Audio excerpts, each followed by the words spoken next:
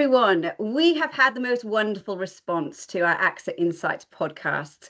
And this month is another special series where so many people are talking about and wishing to engage with. It's the role of the middle leader, which is an essential one. And so we take both the implementation of the role and the academic research to you this month. I'd like to begin by acknowledging the traditional owners from the lands and the waterways from which we are meeting today. I am working, living, and certainly learning on Whadjuk Noongar land here in Perth in WA. I'd like to pay my respects to their elders, past and present, and for their continued guidance, their knowledge, and their support to the education of all Australians. It gives me great pleasure to welcome Andrew Oberthur here today. Hi Anna, lovely to be with you. Thank you. Now, Andrew has been a teacher for over 30 years and a primary school principal, which he still continues to do and has been for 20 years. He is the author of 3 books. The first one is titled Are You Ready for School?, which is about building a culture of trust, collaboration and inquiry between parents and teachers. Such an essential conversation going on at the moment in that space. His second book is all about balance and building positive relationships within protocols, which many of our leaders will identify with. His third and most recent book is called The School Leadership Juggle, practical tips for educators who juggle the expectations of the work within the reality of the job. Now, Andrew's work focuses on offering practical ideas for leaders and aspiring leaders, ensuring that they maintain a realistic and sustainable approach to their careers. He's had an extensive career in education as an educator, leader, author, writer and speaker. And with such a vast skill set, it is interesting to follow his journey and see where it is going. So welcome, Andrew. We're thrilled to have you here with us today. I'm going to kind of jump in very early on to the questions and really work on what you've been doing in your writing. Because as a leading voice in this educational leadership space, you've written a book on the school leadership juggle. Now, this resonated with me so quickly, as the word juggle is exactly what it is. You know, the jump into middle leadership is often taken by those who are in a specific learning area, such as a curriculum or operational or well-being. And, you know, I think in middle leadership, this is sort of the very first journey you make into that leadership space. And I'd really like to know your kind of views on how do you think an educator who's looking to get into that space can prepare and get in there without losing sight of that bigger picture? Anna, it's a great challenge. And I suppose that was the catalyst for my book in the School Leadership Juggle, because anybody in leadership is going to be fulfilling multiple responsibilities. And for aspiring leaders and those people who are coming out of the classroom, probably as teachers, and then looking to step up into a middle leadership role, I suppose there's a few words of caution with encouragement, because I think education is the best job in the world. I've been at it for 37 years, so 100%. I must believe it's a great job. Look, I think a couple of things. Firstly, middle leaders or aspiring middle leaders need to understand their values and what they're hoping to achieve, because they probably go into teaching and learning to inspire the young minds whom they're working with. Now, when you get into middle leadership role, you're going to take a step up, probably away from that, the core business of teaching and learning in some respects. If you become a curriculum leader, you will still have the opportunity to impact on the curriculum planning and resourcing and working with the teachers, great. But you'll be that one step removed from the students. So it's critical in middle leadership that we still maintain our core values and beliefs and to say, what are we here for? Is this good for the students? Let's remember our core business is teaching and learning. So it's critical that young people aspiring to be leaders maintain that. They've also got to be conscious as to their rationale as to why they're doing it. Don't do it for the pay upgrade, because it's not worth it. You certainly, yes, exactly. Don't do it for the holidays, because it's not worth it. No. So if they wish to be a leader to support their colleagues and to support more students in their class, then great. But they've just got to have a core rationale as to what I can do to make a difference in the lives of more students and more staff, while maintaining their values and beliefs, while supporting the values and beliefs of their school and while supporting the values and beliefs of the organisation, be it the department, be it a Catholic education, be it the independent schools. So I suppose there's three levels of values that they'll be trying to follow. Look, education's a great job, and I would encourage people to get experience, to jump in and offer, to be involved. But I think their values and beliefs at their level, school level, system level, understand the rationale for having a go at it. Keep the students and teaching and learning at their forefront. Yeah. And I think I love the way you talked about that with the values, because I think sometimes we see that leadership journey and we can fall into the trap of it being the machine, the next part, as you're saying that, what is your intrinsic motivation to move in leadership? Absolutely. Is it the fact that is seen as a success if you made it there? Is that what it's deemed as you've gone up the ladder?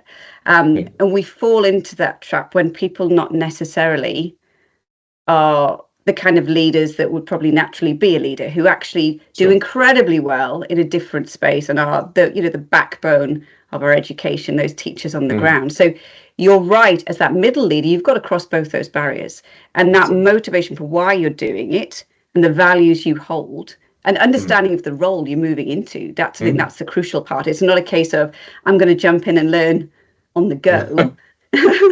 Because you do really need to have an understanding. And so we know that is the network side of things. But also what I really like we were saying is just, that idea of going up, but also the opportunities in education, looking at your role, the right and thing is vast. We don't always have to follow a trajectory.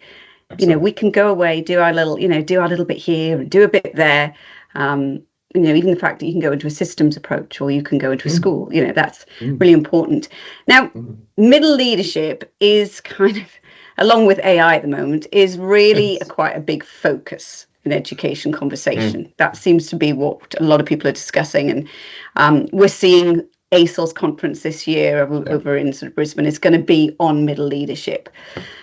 And obviously there's more publications that are now going to addressing that and more academic research. But why do you think this is happening now? And I think leadership in schools must be a team approach. And I talk about leadership teams in my school, and I always have for the last 24 years as a principal. So I don't talk about the principal and the deputies. I talk about a leadership team. Exactly. And there's a rationale for that. Firstly, as a school principal, I can't do it all. And I would be a fool to think I could do it all. So it's important that leadership teams have a broad skill set filled by various roles that can do justice to the various things that school leaders have to cover off on. So in my case, for argument's sake, I've got, in layman's terms, the deputy principal who might do lots of the operational things on a day-to-day basis. I've got a curriculum leader in my school. So that lady looks after managing the curriculum, the budget, the resourcing, the planning, and all those sort of things.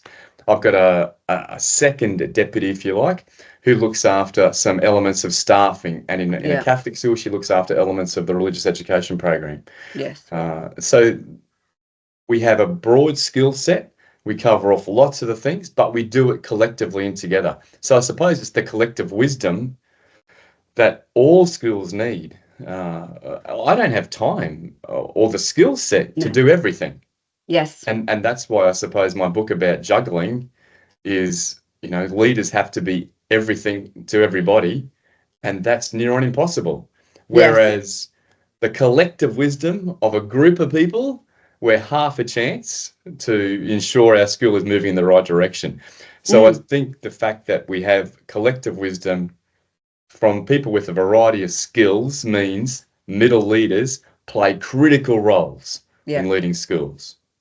Hugely. I think both of us being in that principal space before, what you touched on there, I think I made in the early days quite that trap of thinking I need to do it all.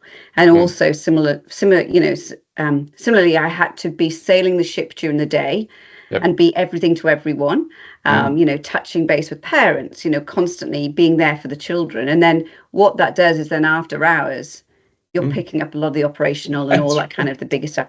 And you get stuck into that rut because you're trying to do that. And, so actually for me, the most crucial part in a school is that middle leadership, Mm. because there is that real solid part where you can allow yourself to do the other things, but know that someone is in place doing the really heavy lifting at times, because it is a hard job. It's really difficult. And as you're saying, a team, you bring everything to the table. It's not Absolutely. about being the all-knowing, and we do get caught up as teachers, I think, in general, and that's where, you know, we're seeing the rise of technology affecting that. But we're Mm. in this all-knowing space that we need to be able to know everything, and so And, that's a gradual change. and you touched on something really important. It's not Mm. only the team knowing their various roles, it's also the members of the school community knowing who Yep. fulfills those roles. So that Yes. my Yep. staff or my parents know if there's a behaviour management issue, they'll go to a certain member of the leadership team. If there's a curriculum issue, they'll go to a certain member of the leadership team. If there's a visionary issue or a policy matter, they'll go to a certain member of the leadership team. Yes. So once the role holders have clarity about what they're doing, Yeah. it just adds to the strength of the Yeah. leadership possible for the students, the staff, the parents, the system, because it just brings that collective wisdom. So middle leaders are key Yeah. players in the whole leading of And schools. and I think when you talk about that, it gives me that sense of a culture, Yeah. because you've got transparency and that's Yeah. clear to everybody Yeah. what you do, what the values are.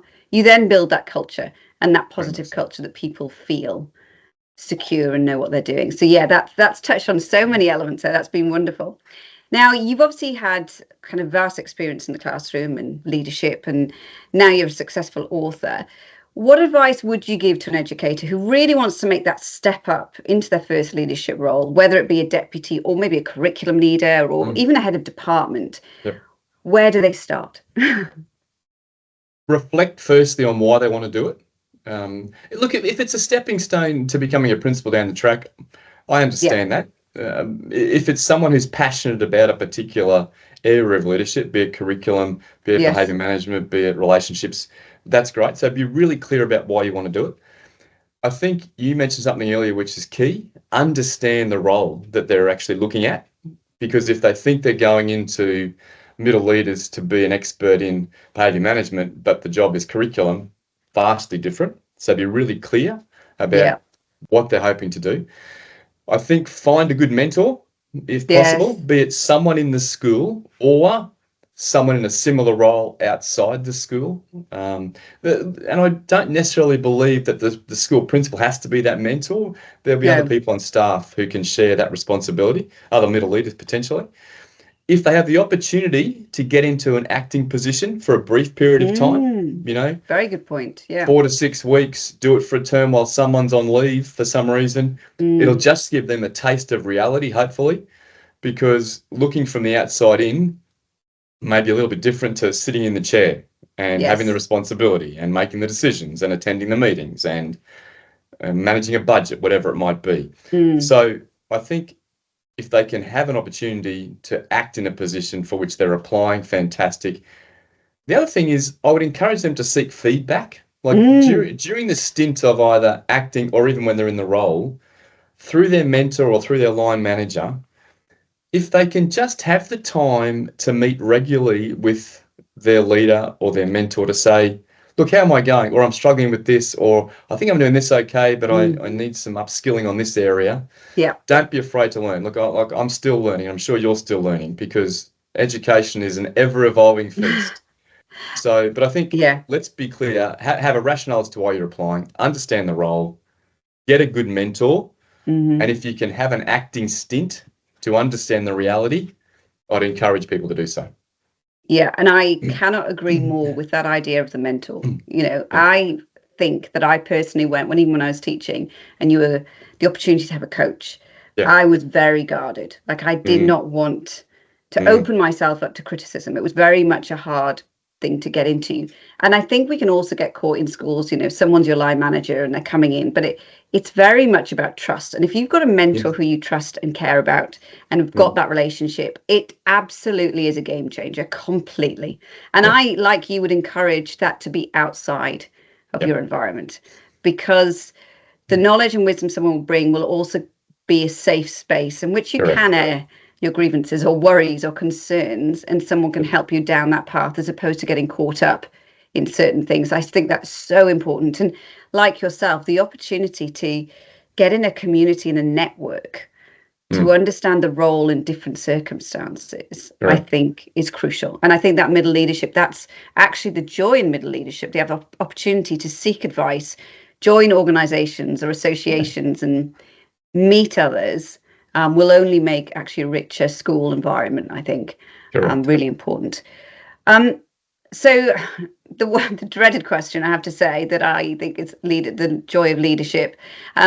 The move from the classroom into more administrative work, and the addition of probably mentoring yourself and supporting other adults. It's very different, and that teaching of adults, requires a whole new set of skill sets. And I think we do know as teachers, we're sort of, I'd say, master of all trades, not even jack of all trades. We really are. We can do a lot. But what do you believe are the essential skills you would look for if it was in a candidate who was maybe wanting to be a middle leader in your school?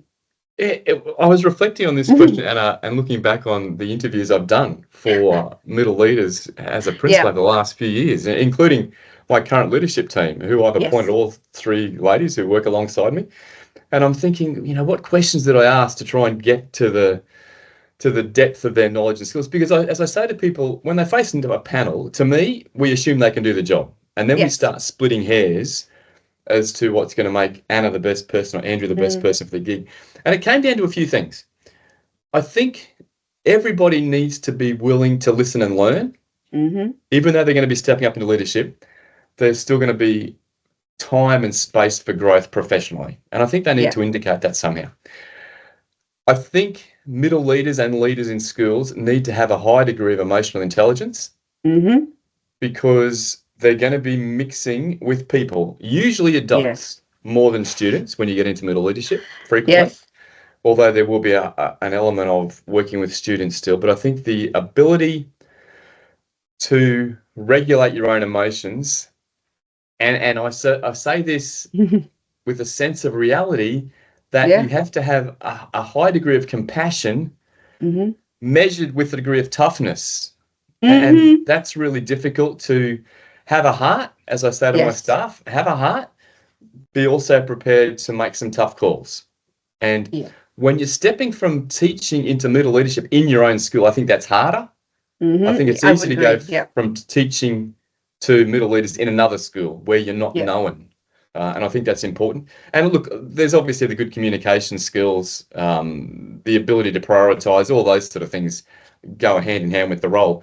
But I think high emotional intelligence, and I suppose filter that with compassion and toughness, the ability to learn and make decisions and prioritise, that'd be the elements. And I don't think it matters whether it's in a curriculum role or a behaviour role or a deputy role. Those elements will be consistent, I think.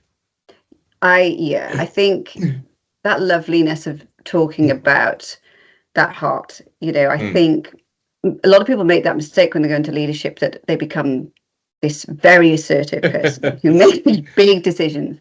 And I think whatever hard decision you make, if you do it from a point of care and understanding, and you continue to be that person who supports someone, whatever their trajectory or journey is, goes a really long way. It's such a big important thing, especially, especially if a school is going through redundancy or whatever it is.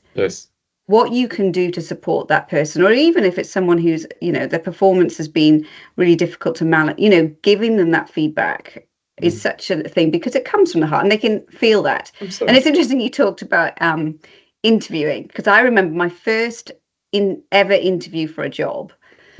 And I think, and subsequently, I've often heard the question, what do you do in your spare time?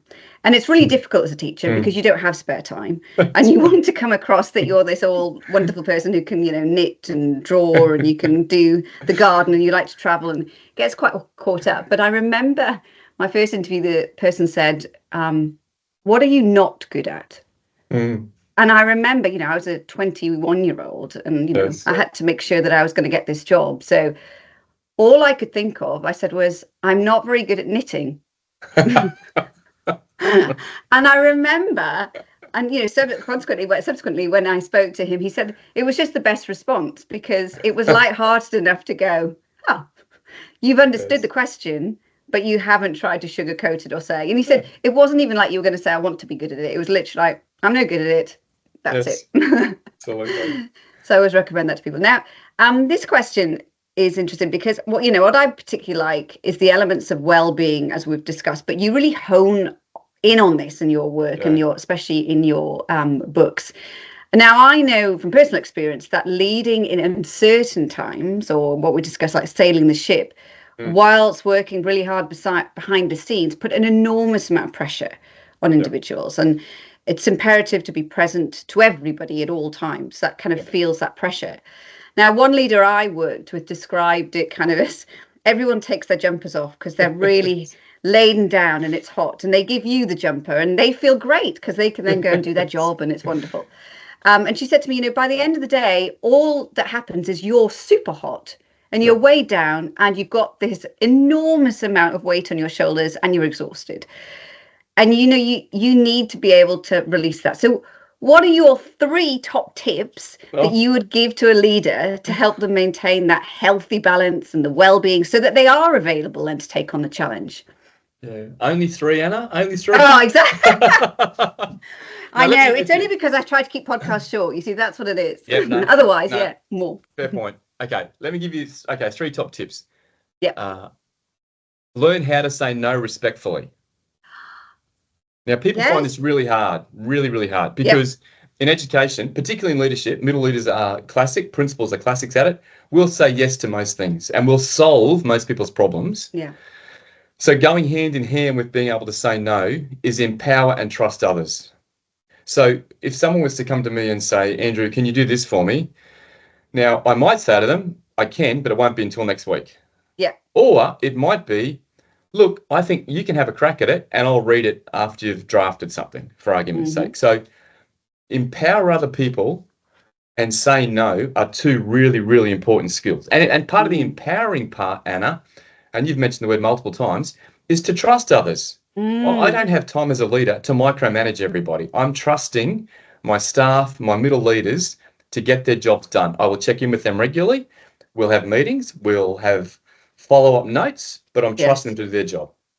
So the first 1.5 is learn how to say no respectfully while empowering and trusting others. That'll be the first part. Second one is start the job the way you want to finish the job. So don't go in day one trying to do everything for everybody and then start letting things go. I think it's one of Stephen Covey's 7 Habits of Highly Effective People, where he says something on the lines of start as you want to finish. So for argument's sake, I don't attend every school function. I just cannot possibly attend every school function. However, I'll make sure the leadership team is represented at every school function. Brilliant. So if we can empower others and delegate and share out, so start as you want to finish. The other thing is I would encourage people to work in a climate of my 3 buzzwords, and you've mentioned 2 of them. Trust. Trust your staff, trust the parents to do their job, but they're going to trust you. So it's mutual trust. Yes. Collaboration, do it together so that education is not a one-way street. We have to work with other people, be it parents, be it students, be it staff. Collaboration. And the third word, my 3rd buzzword is inquiry. If there are any issues, ask questions. Don't accuse people of things. Don't say you didn't do your job or that hasn't been followed through. Why not? Ask questions and allow people to rationalize and explain things. So if you can work in a culture of trust, collaboration and inquiry, we'll have a happy, productive environment. There's 3.5 tips. That's awesome. Because just when you talked about that, I'm thinking of a leader that I knew who was very adamant that if you went to her with an issue and you were offloading, she had absolutely no time in the world for it. And she'd be quite honest about it. But she said, if you come to me with at least an attempt at a solution or something that you can try, I will move mountains to make that happen. Right. And I thought that was really powerful because she was sort of saying to you, this is empowering you. You've got to be there in that space. Don't come to me and just offload and moan, because Absolutely. You're wanting me to take ownership of that. So just come. And I remember thinking that's such a clever way of doing it. And, just being really honest with that person saying, brilliant, but you've probably already got the answer. You've just got to take a step back and think about it. So, yeah. And I think, so much the power of saying no, because I think I know personally, it's normally at a point where I say no when I simply cannot say yes. Like as you're saying, I can't be everywhere. I'm saying no just purely because I don't have the ability to say yes. And we need to be at that point of exhaustion and sickness and illness in order to say no. We need to have that proactive space of going, well, if I do this, I know next week I'm not going to be the right person to do that job. So that is the crucial part, isn't it? That's being able to say no, knowing when to say no as well. Correct. And it's interesting. When you say no to somebody, it actually adds value to every time you say yes. Yes. Because if 100%. People just assume Anna's going to say yes every time I come and see her, then there's no decision to be made. Whereas if occasionally the no comes out of Anna's mouth or Andrew's mouth, people go, they actually think they're thinking about this process. They're thinking about the decision. They're not just automatically going to their response to say, I'll cover it, I'll do it, no problem. Yes. They're going, oh, no, hang on, they're thinking about this. So saying no respectfully, and look, that's hard for teachers in general and for leaders. However, it's really powerful, really, really powerful. Yeah. And that, I think, from a leadership perspective, probably you and I would think this, that there's by nature of the job, it's a kind of deal with things straight away. You're kind of in a reactive space, and you'd love to be in a proactive space, but in general, by nature of the job, you're reactive. Correct. And I think that is where some of those leadership skills are essential, that you can take that step back and say, I'm not going to give you the answer now, what you sort of linked in. I'm going to do my research and we're going to talk about it at another time. I'm not going to keep saying yes to something when that might not in the long term be the right thing for us as a collective. And that is hard because you want to get the job done. Absolutely. And move on. Absolutely. So, yes. Now, it's been such a wonderful conversation. I genuinely could speak to you for hours on this because it's just resonating with me so much. But we must get to the last question, which I always love asking, especially educators.